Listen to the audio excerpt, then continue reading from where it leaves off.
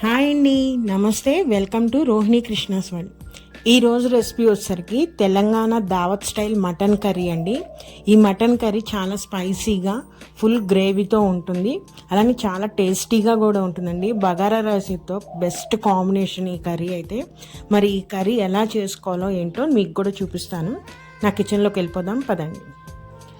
ముందుగా దీనికి ఈ మటన్ కర్రీకి చేసుకోవడానికి ఒక మసాలా ప్రిపేర్ చేయాలండి. దీనికి కావాల్సిన పదార్థాలు వచ్చరికి ఎండు కొబ్బరి, అంటే నేను 1 కేజీ మటన్ కర్రీకి కావాల్సిన మసాలా చెప్తున్నానండి. ఒక అరచిప్ప ఎండు కొబ్బరి తీసుకోవాలి, 4 స్పూన్ల ధనియాలు, 1 స్పూన్ జీలకర్ర, 1 స్పూన్ షాహీ జీరా, ఒక 6 లవంగాలు, 1 ఇంచు దాల్చిన చెక్క, స్టార్ అనాన్స్ కొంచెమేనండి, అలానే బ్లాక్ ఇలాచి 1, గ్రీన్ ఇలాచి 3, అలానే మిరియాలండి. మిరియాలు లేకపోతే మిరియాల పౌడర్ తీసుకోవచ్చు. ఇప్పుడు నేను మీకు చూపిస్తున్న ఈ మసాలాలన్నిటినీ డ్రై రోస్ట్ చేసుకోండి, మాడిపోకుండా సిమ్లో పెట్టుకొని వేయించుకొని చల్లారబెట్టుకోవాలి. నేను ఆ మసాలాని వేయించి చల్లారబెట్టినాను. ఈలోపు నేను కర్రీ కూడా స్టార్ట్ చేసేస్తున్నాను. ముందు మనం కర్రీ ప్రిపేర్ చేసుకోవడానికి ఒక హండీ పెట్టేసేసుకొని దీనిలో ఆయిల్ కొంచెం ఎక్కువగానే వేసుకోవాలి. మటన్ కర్రీలో నేనైతే ఒక 4 గరిటెల ఆయిల్ వేసేసి మీడియం సైజు ఉల్లిపాయలండి, అవి ఒక 3 తీసుకొని సన్నగా కట్ చేసేసి ఇప్పుడు ఆయిల్లో వేసి ఫస్ట్ మనం ఉల్లిపాయలని పచ్చివాసన పోయే వరకు మంచిగా ఫ్రై చేసేసుకోవాలి.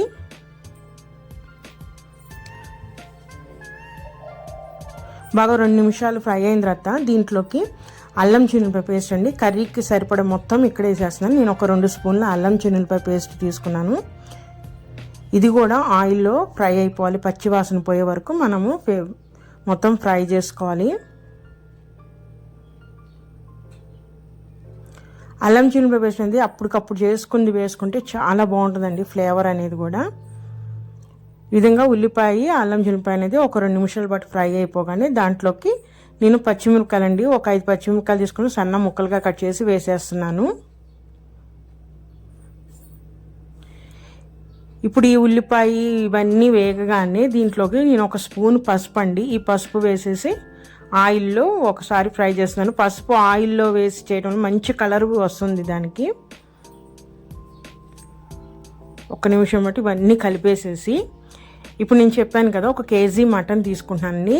ఆ మటన్ని శుభ్రంగా నీట్గా క్లీన్ చేసేసి ఒక 4 సార్లు నేను అది తీసుకుంటున్నాను. ఇప్పుడు ఆ క్లీన్ చేసిన మటన్ మొత్తాన్ని మనము ఈ ఆయిల్లో వేసేయాలి. అంటే ఉల్లిపాయ అల్లం చిన్నులపాయ పేస్ట్ వేయించిన మిశ్రమంలో ఈ మటన్ వేసేసేయాలండి. వేసేసి ఇప్పుడు ఆ మిశ్రమం మొత్తము ఈ మటన్కి పట్టేటట్టుగా బాగా కలపాలి. చూసారా, వీడియోలో చూపిస్తున్నట్టు బాగా కలుపుతూ ఉండాలి. 1 నిమిషం పాటు ఆయిల్లో ఫ్రై చేయాలండి. మనం ముందు అదంతా మటన్కి పట్టేటట్టు బాగా పసుపు కానీ అల్లం చిన్నులపాయ పేస్ట్ మొత్తం మటన్కి అంతా కలిపేటట్టు బాగా కలుపుకోవాలి 1 నిమిషం పాటు.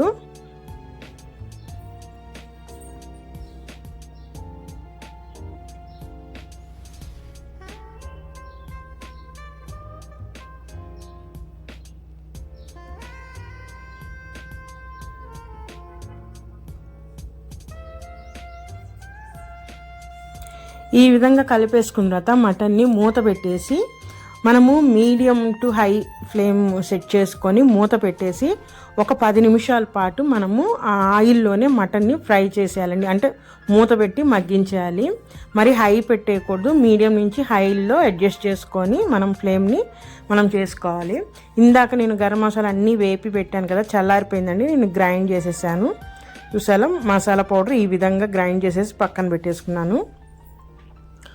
10 నిమిషాలు అయిపోయిందండి. అయిపోయిన తర్వాత మూత తీసేసి చూద్దాం మనం.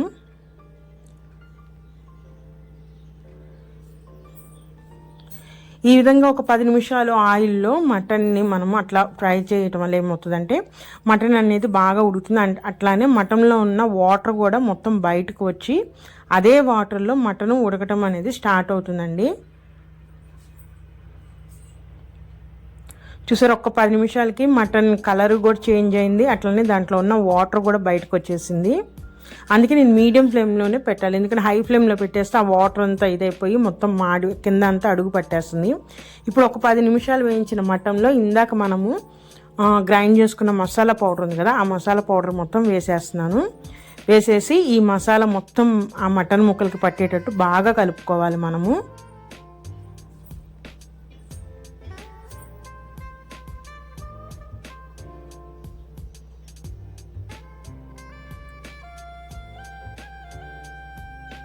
ఆ మసాలా పౌడర్ ఆయిల్లో పడగానే ఆ మటన్ ఫ్లేవర్ ఈ మసాలా కలిసి మంచి స్మెల్ వస్తుందండి, మంచి అరోమా వస్తుంది.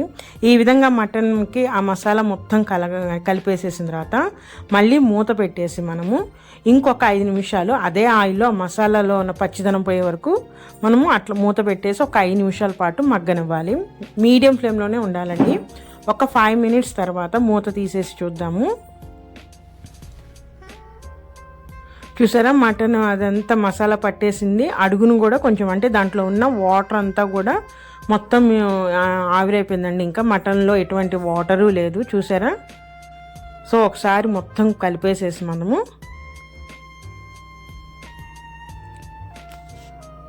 ఇప్పుడు దీంట్లో కావాల్సిన ఇంకా ఎక్స్ట్రా స్పైసెస్ అండి. అంటే కారము, నేనైతే ఇక్కడ ప్లెయిన్ కారం తీసుకున్నాను. అంటే గొడ్డు కారం అంటారు కదా, ఎటువంటి మసాలాలు కలపండి, అది నేను అక్కడ 3 టేబుల్ స్పూన్లు తీసుకున్నాను. తీసేసుకొని మన గ్రేవీకి తగ్గట్టుగా వాటర్ వేసేసుకోవాలండి. నేను ఇక్కడైతే 3 గ్లాసులు వాటర్ పోసేస్తున్నాను. ప్లస్ మటన్ కూడా ఉడకాలి, మనకి గ్రేవీ కూడా రావాలి కాబట్టి నేను ఒక 3 గ్లాసులు వాటర్ తీసుకున్నాను. అలానే మన కర్రీకి సరిపడా సాల్ట్ కూడా వేసేసుకోవాలి. మనం ఇక్కడ వేసేసుకొని మొత్తం ఒకసారి కలిపేసేయాలండి. ఈ కారము, ఉప్పు అదంతా వాటర్లో కలిసిపోయేటట్టుగా మనం మొత్తం ఒకసారి కలిపేసేసుకోవాలి.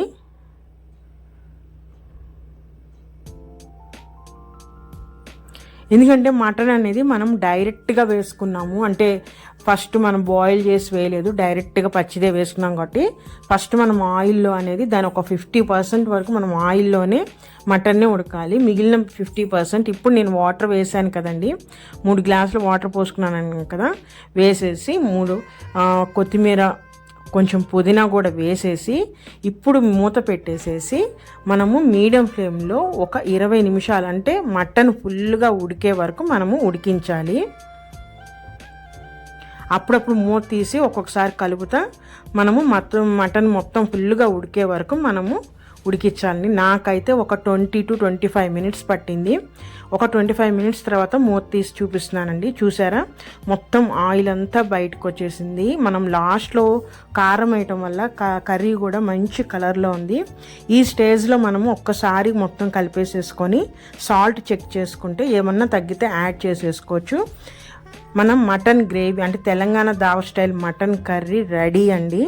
ఇది మంచిగా బగారా రైస్ కనుక చేసుకొని తింటే సూపర్ టేస్ట్ ఉంటుంది. మామూలు మన బిర్యానీలోకి కూడా బాగుంటుంది.